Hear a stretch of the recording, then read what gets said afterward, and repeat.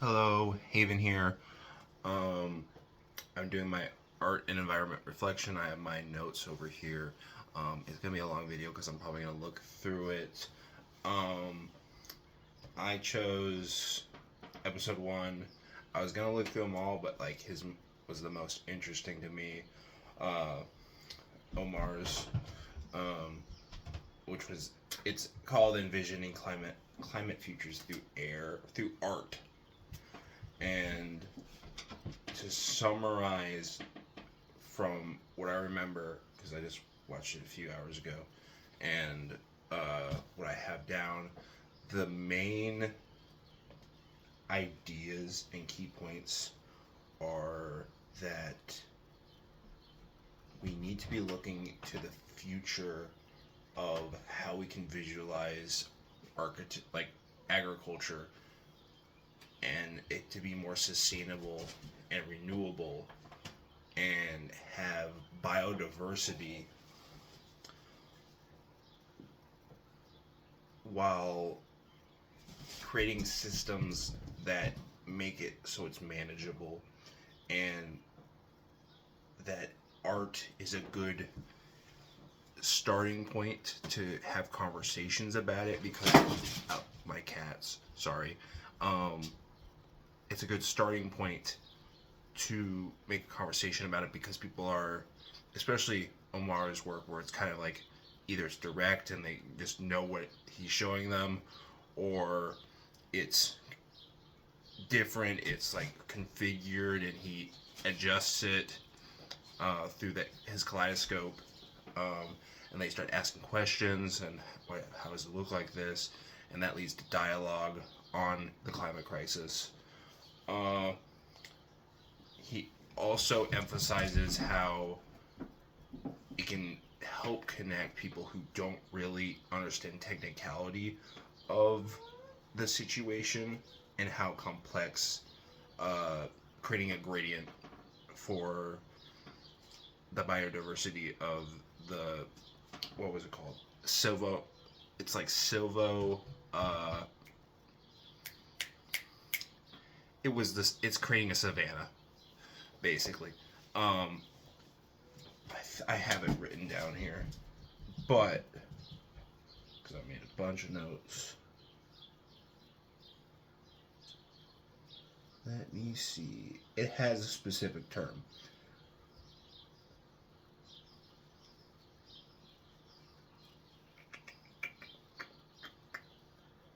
Well, I'm looking through it. He's a conservationist, so he's trying to show to people and farmers, policymakers, what he can make, what we can make in the future through his art.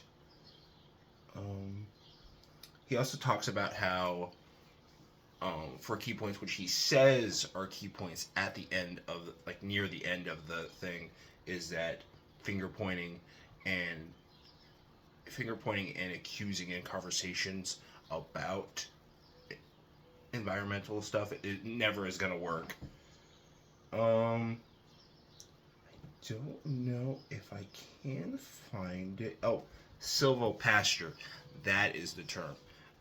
He wants to create like a silvopasture, which technically is a gradient between like crop farms and having just a biodiversity, including like trees included in crops, which would help, um, and have like year-round plants, so they're always going, which you don't have to reset, which we have runoff in our water because of this process. Um, he also talks the silvopasture. He also talks how like we need to figure out a way to transport like livestock better because just taking them in trucks just doesn't work. It ends up killing them. He doesn't mention that, but it does happen, and it would be more sustainable, and it would cause grazing habits. And if we do have the agricultural change, which has to be influenced by talking about it, which art does, it brings it up to people who are not technical about it. It just gives a visual perspective of what could be there, and it makes it more desirable because they can actually see it other than just you telling them and then it's scary. You need to be able, a key point of art is being able to help people understand or perceive something, and that's what his art is doing.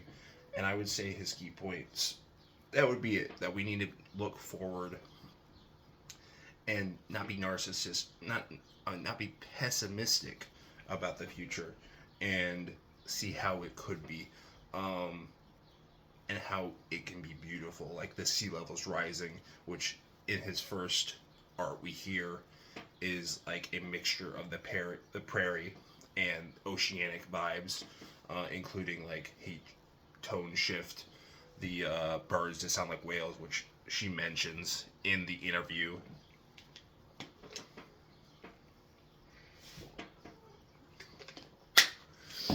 Um, it's just overall being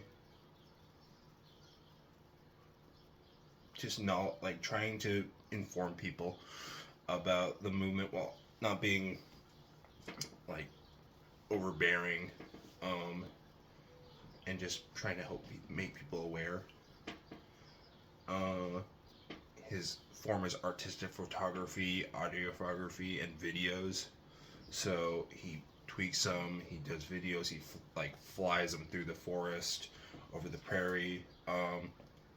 Another thing he's like, I just saw it in my notes, but another thing he said is like we've lost like the mystery of the planet and are surprised, and we think we know everything about it because we've explored it all in quotations. And I think he tries to bring it back in a way, and that we need to like look at Earth as something to be admired, not something in background to be ignored. And there's a couple other artists like Goldsworthy, who has art at the Des Moines Art Museum in the back, near a little bit forward than that lake one that was in the 2-minute caption. But there's those eggs that he made. I've seen them; they're hollow inside. But like taking time to admire it, and it just opens dialogue. Like he says, in my own words, we have to collaborate with the Earth and try to sustain each other cooperatively. And like in one of the questions on the test, collaborate or we won't survive. We need to help the ecosystem or it's just done. We need art to make people ask questions. That leads to conversation and dialogue. We need to be upfront about things. We can't really be like snooty about them, even if people like don't understand why you're saying it to them. Making it either making it more obvious or just slowly helping them to realize the issue, because everyone like he describes how everyone's values are different, but we all understand we need clean water. And I think that's a great point, that we, even if we have different ideals and beliefs, we have universal values that we want to like eat well, like sleep in a warm house, not burn, not be too cold, and have clean water, which Iowa has a problem with the runoff in our farms, which is why we need to add more agricultural changes. We can't just keep doing that. This is gonna be a long video because I'm just gonna talk, and it's like 7 o'clock in the morning. Crop diversity, tree density. He says gradients, like between, like in a U shape. Like we need more ecosystem diversity to attract a more lush wildlife, because the landscape we have is not, it's not cutting it right now. The prairie is dying with how it's being treated. We have some, but it's not a lot, and we need to help it out. They have these prairie stripes, and they add some stuff to it. They add savanna to help it out. And it's been doing good. I didn't see they didn't show any of it. I should look at it later, but it seems like it's going to help productivity. I'm gonna move on to the next thing. He says like we need to work together like as people and have like communication as well. That's another thing. He also says that we need changes in the we need changes in agricultural that benefits the environment. Like I said, the runoff, it's not helping us, it's not helping the animals. It literally gives us cancer, you know. How we crop is not efficient. We don't circle crop anymore. We don't we just keep bamming it over and over. It's just gonna hurt the soil. They don't mention that, but I know it. He also talks about, because it doesn't really reflect, and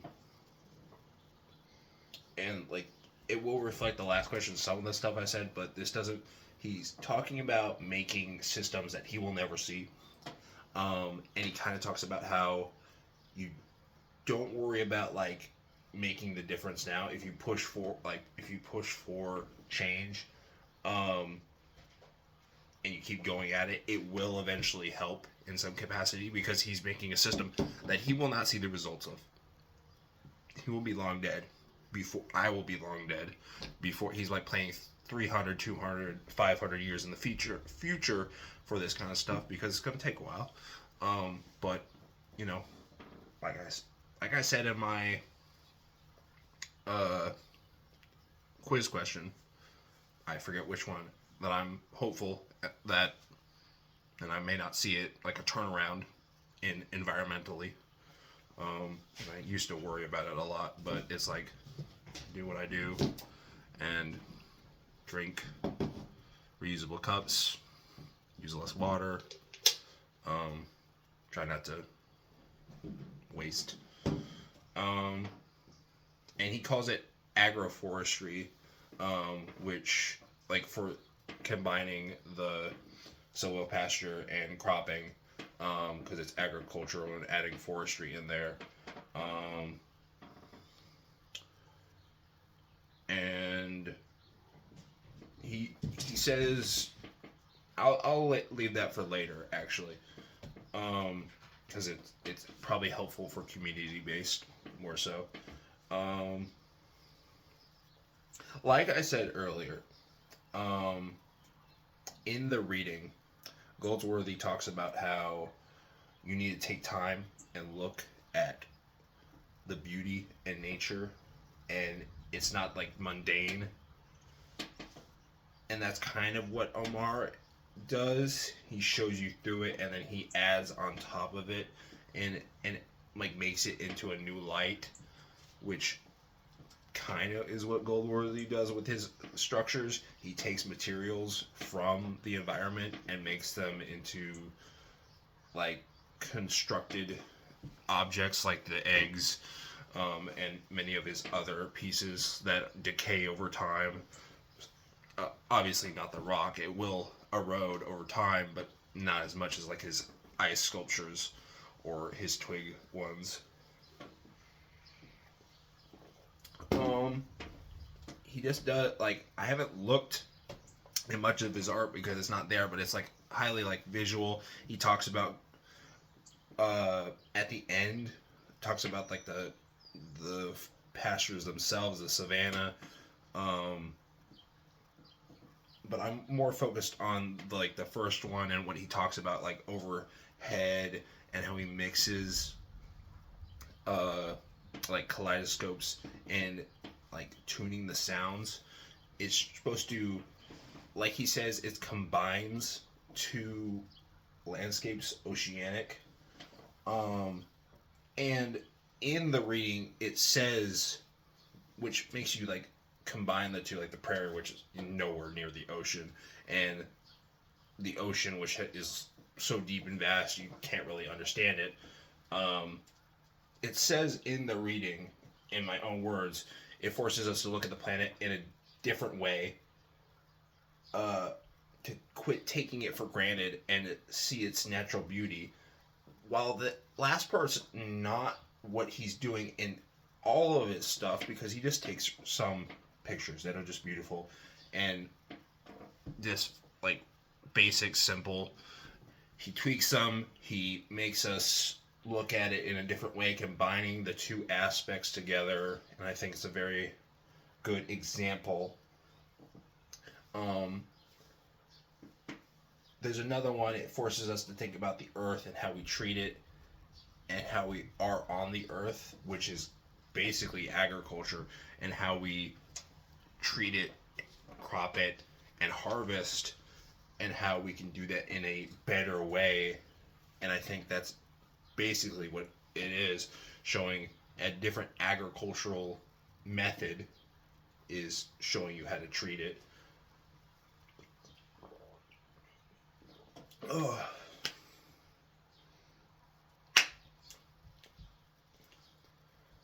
Oh. Let's see.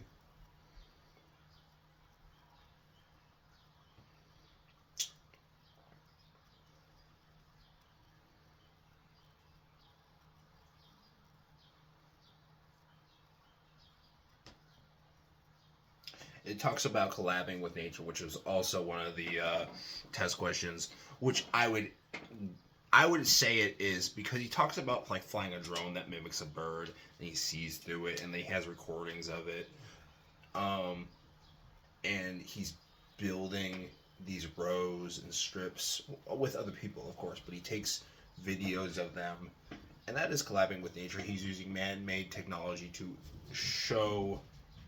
I mean, it's man-made architecture, but it grew, so it's nature.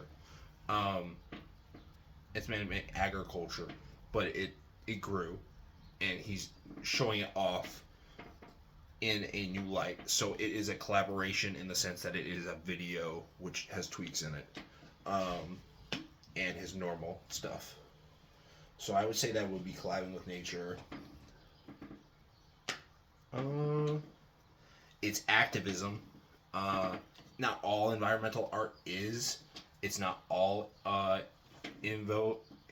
evovention.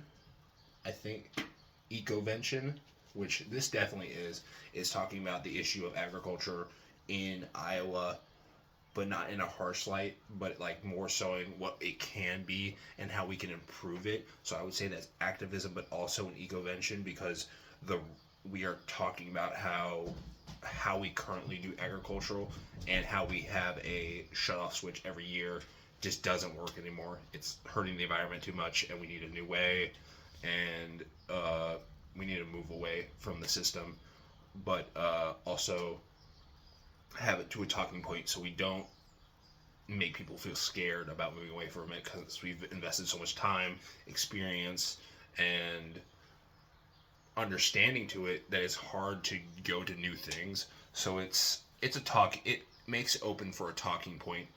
This is gonna be a long video. Sorry. I will show my cat at the end. Hopefully, there's one over there, and one came in the room.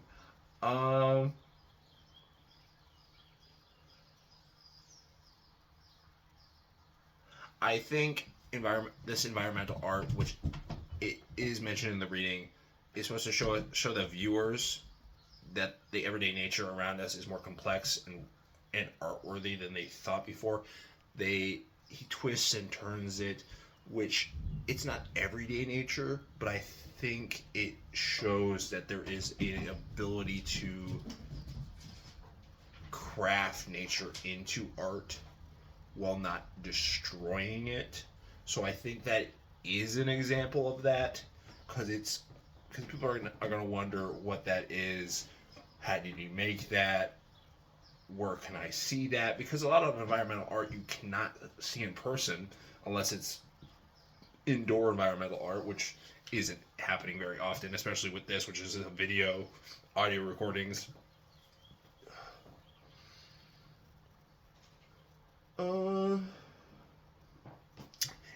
The reading talks about sustainability and engaging with contemporary issues, which is definitely this, because the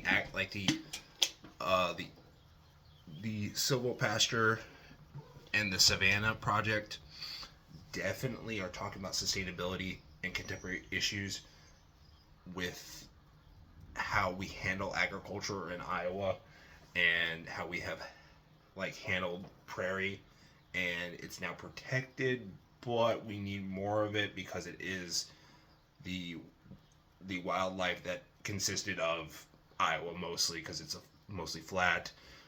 It was once all prairie. Buffalo was all over. It's no longer that. That's why the soil isn't as good, because the natural plants no longer exist. We have grass, which looks nice, but it doesn't do the job. We just keep cropping. We don't circle crop or rotate, so it doesn't. It's just the sediment in the soil is just not coming back. Um,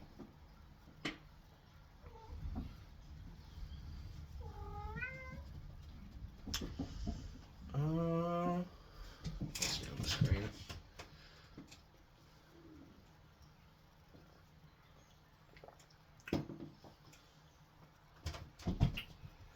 They're allowed today.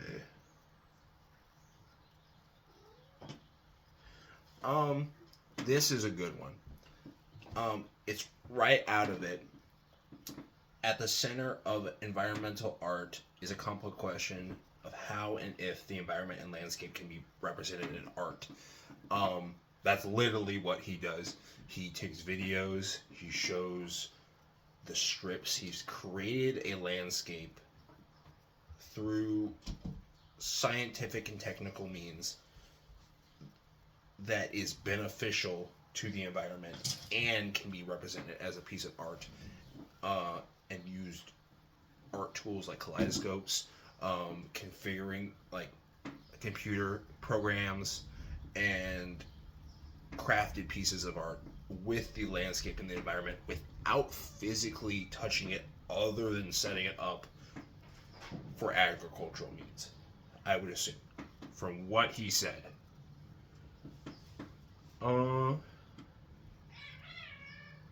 And now they're fighting.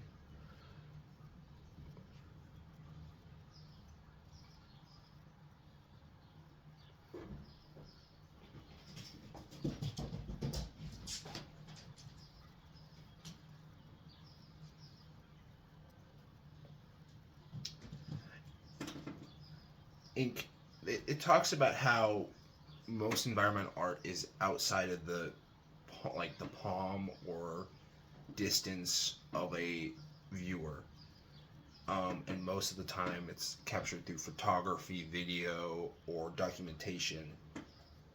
You're not gonna see any of his work, from what I've seen and heard from him, in person, unless you see it in farms,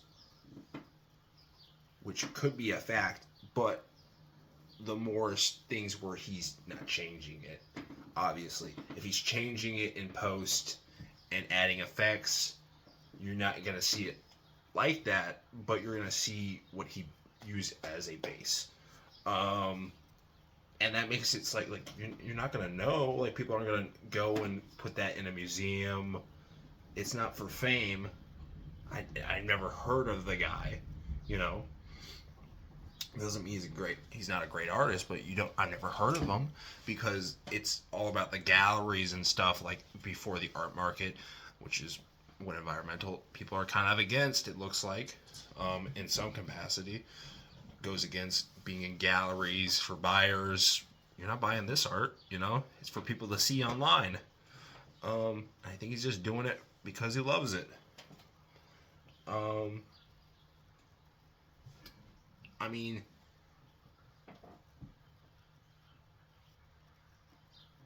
it's not that he won't live on through his achievements, because he's achieving so much, but he doesn't get like money fame, if you know what I mean. Like, his pieces won't get bought, and that doesn't have significance. He's just doing it for himself and the world and others. He's not doing it for money. I mean, obviously it's a job, so he's getting paid, but you know what I mean? Like, the art, is he getting paid for the art? I don't know, but like, it's not the same as like like I put a statue in a museum and I get a commission for it. Like I get a commission at a gallery and get money for it. And I have buyers. It's different.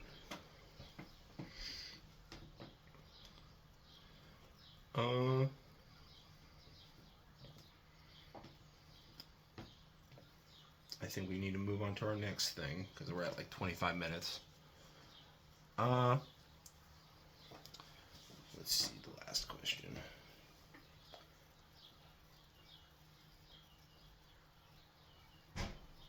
I think a lot of the things that he says in it mostly do not apply to my community. However, there is a bit where he says about how to communicate with people on a subject that is complex and can differ in beliefs and can be scary. And if you say the wrong things, it can just shut down a situation and it can hurt the conversation and stop progress. He talks about how saying, like, being accusatory, blaming people, using you a lot do not help the situation. It's a broader problem, especially like the climate crisis. Like, we need better recycling ways.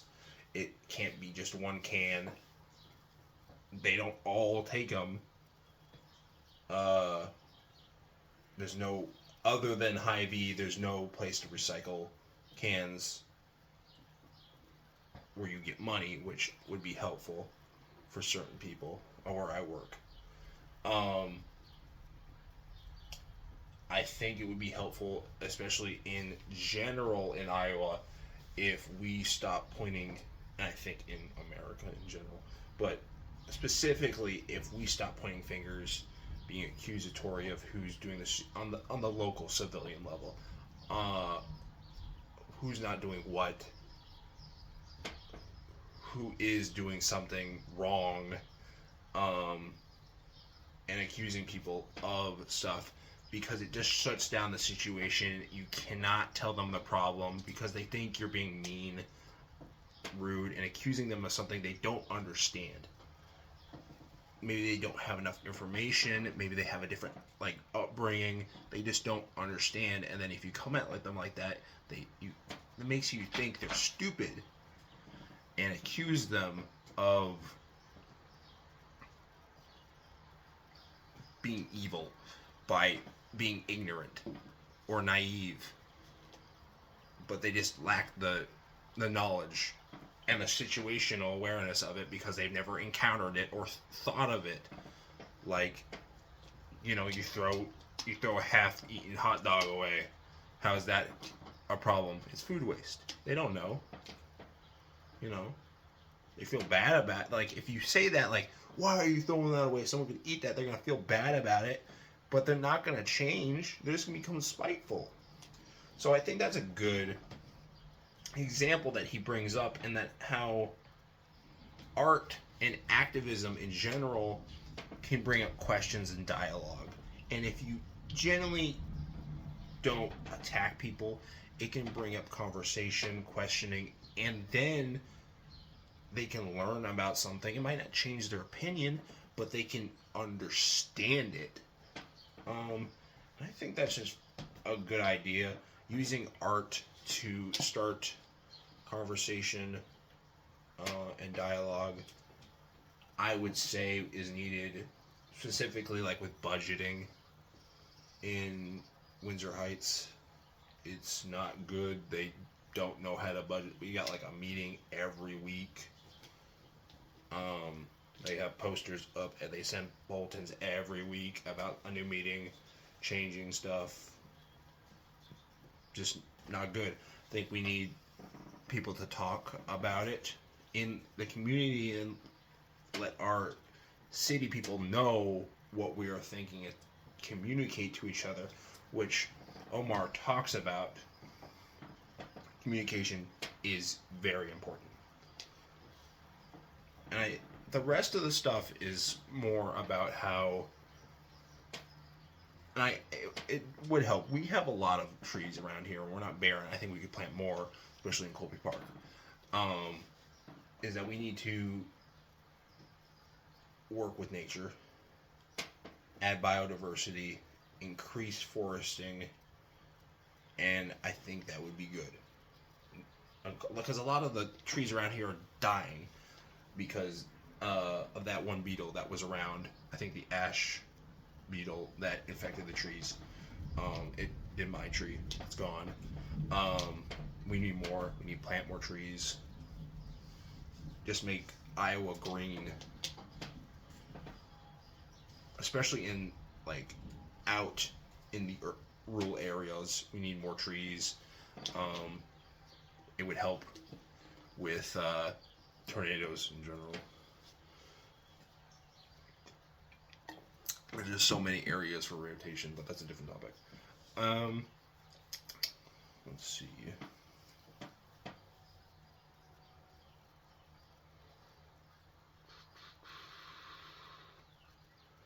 I think conservation is needed, especially trying to keep some of the wildlife areas in Iowa, and don't because we have a lot of them, like Bat over by Colby Park. There's a good river, and there's deer that go through there, but it's so disturbed by people. It's hard to like enjoy it or for them to live around here. I've seen foxes where I live, which is good. Means they're going around, but it's like, is that a good thing that they don't have enough habitat where they can find what they need? Is he just exploring? He didn't look skinny, but you know what I mean. We need to talk about that and make sure that we aren't destroying habitats for farmland when we don't need more. You know, most of our crops come from, or go to, feeding cows because we want to eat them. I like meat, but it's just something to think about, that most of the grain and crops that we make in Iowa do not go to us. They go to the cow because we want to fat them up and then eat them. Chickens are better. I mean, we still feed them a lot, but it's less. And then methane. Let's go look at some of the strategies.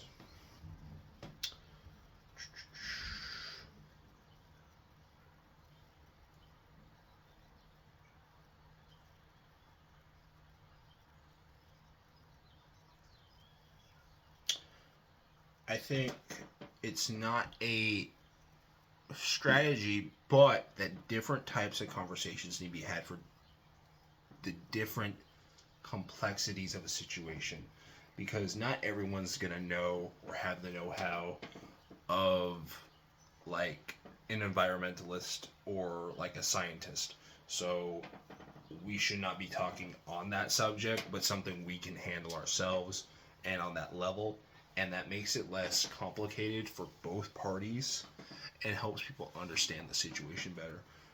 I'm gonna try to wrap up because there's not a lot about like, you know, community and stuff. Like obviously you're gonna work together and have communication and try not to be like rude about it, which I've gone over already. But and having activism is good, and it helps start dialogue, and bringing up something to visualize. So like maybe creating art to help visualize like more trees in the park, or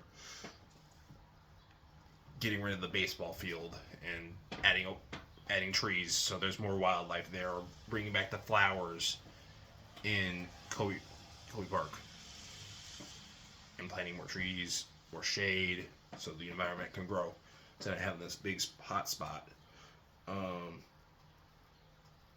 where the car pavement stuff keeps coming up because it's too hot.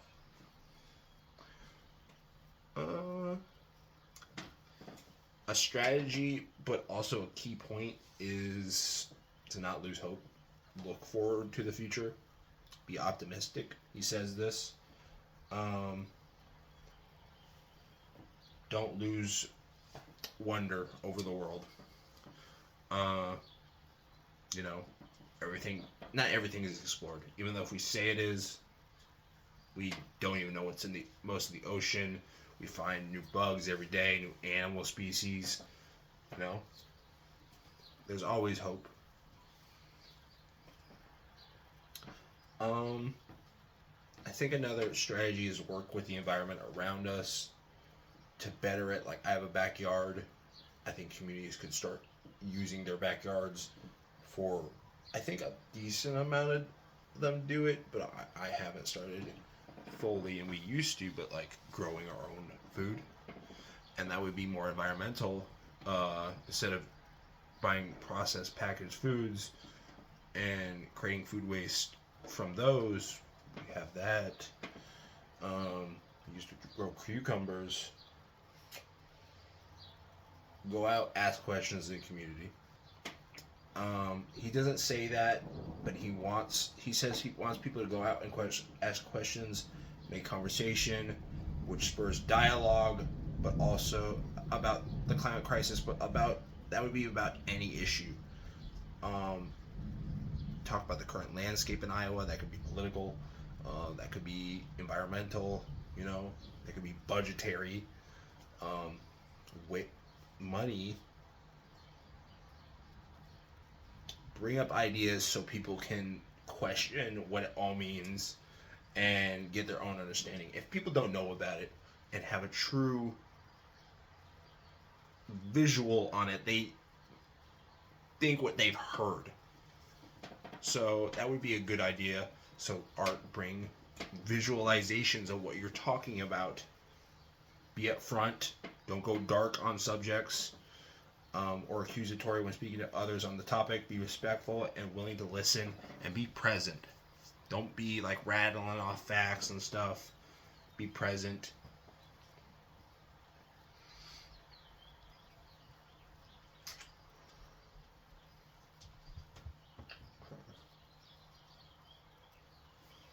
Sorry for the long video again. I'm going to have to upload this to YouTube. Hopefully that's okay.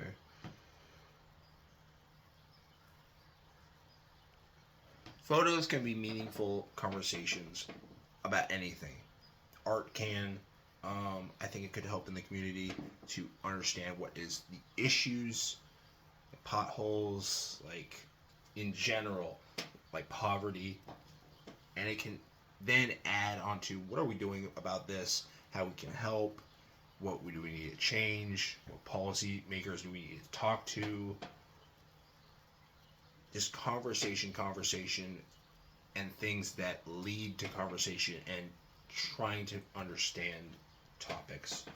I'm gonna go grab a cat, and then I'm gonna turn this off.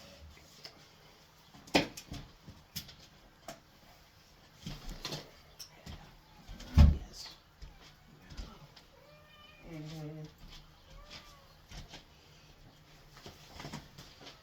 Yeah. Sorry, she's a tire. Oops. So this is Lila. I'm gonna go let her go and shut off the video. Alright, sorry for the long video. I'm not gonna do any more. I